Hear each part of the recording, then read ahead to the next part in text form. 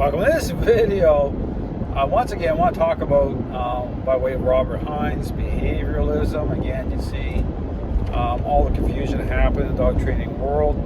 And this issue about behavioralism, understand that it is all about, again, appearances. Okay, the deceptive nature of appearances. And this plays into this whole thing of what's defined as, the trust technique, okay?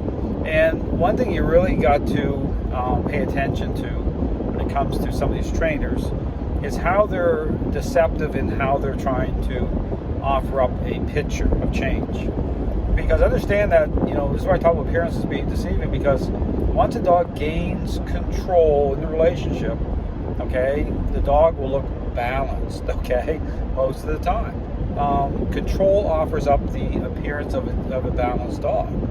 And how you want to see this, again, it's the same thing I talk about in terms of how a selfish child can look well behaved most of the day as they're playing their video games, doing what they want to do. But consider, I talk about those core ingredients, influence and control. Consider what's revealed through those core ingredients, okay, how they're part of the interplay between parent and child by way of a demand being placed on the child. And then layer this up through the attitude of the child. The child is already selfish, and what's revealed through that is the bad attitudes revealed. Okay, versus this whole trust technique, like stepping into a relationship problem, absent those core ingredients, and just opening it up. Actually, what you're doing in a lot of cases is through behavioralism, you're removing those core ingredients even more.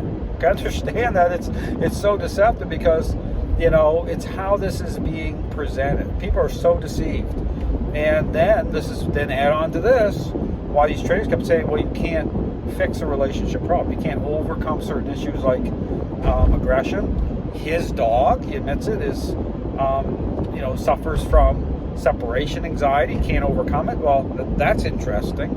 Okay, right? Think about it. Talk about everything's connected. And then trying to just write that off, trying to just play that into the whole thing, say, well, that's just, but then this also plays into, really think about this, how people think, right? Because this is what I talk about. People are willing to invest everything, their time, their money, they'll spend thousands of dollars. And so long as people are telling them what they want to hear, and if they're able to offer up, the appearance of change, even if it's based on a total lie, okay, they're finding comfort in that because it allows them to do what I want to do. Like I can keep, putting all this emotion into the dog. I can keep, but the truth will always be there because you're not going to fix a relationship problem, right? Because you understand there's no way around it. But this is how these trainers are making money, and why they can't even respond, right, when you confront them as to what they're doing, because you can get away with it. Right? Because you have a ready-made audience for this stuff, and people are willing to buy into it. It doesn't matter even if they know, right? They're going to keep this. These people keep doing this. So I always say this whole thing about trust.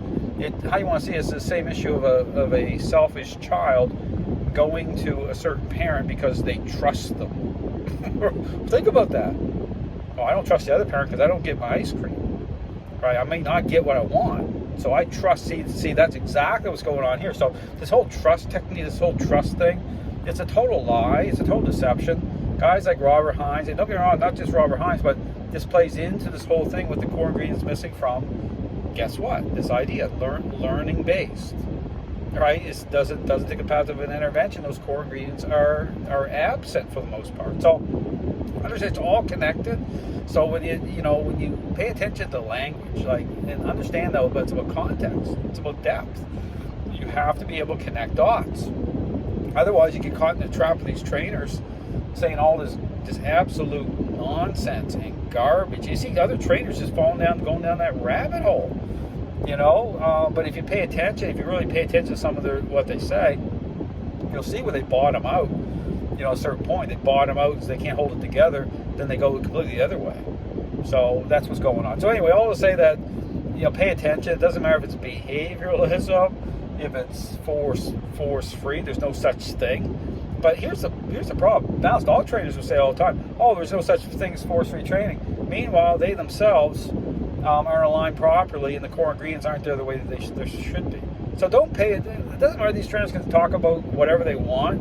I only say certain things. I know full well what. Trust me, when I say force free, there's no such thing. But then balanced dog trainers will say there's no such thing, and they're deceiving themselves. So understand, whatever I say, I always default back to what it is. Okay, so the words I use. That's why I say a lot of these terms and words and what's being used in the dog training world, they don't even apply. Even balanced dog trainers are just like force free are using the word behavior totally out of context within the framework of superficial response. I talk about what is behavior? It's an expressed state. It's based on the relationship. So you never hear any of these trainers talking that way because they're not dialed into the relationship that way anyway. So whatever a balanced dog trainers have to say about there's no such thing as this, don't pay attention. They're deceived themselves. It's a total joke. Thanks for watching.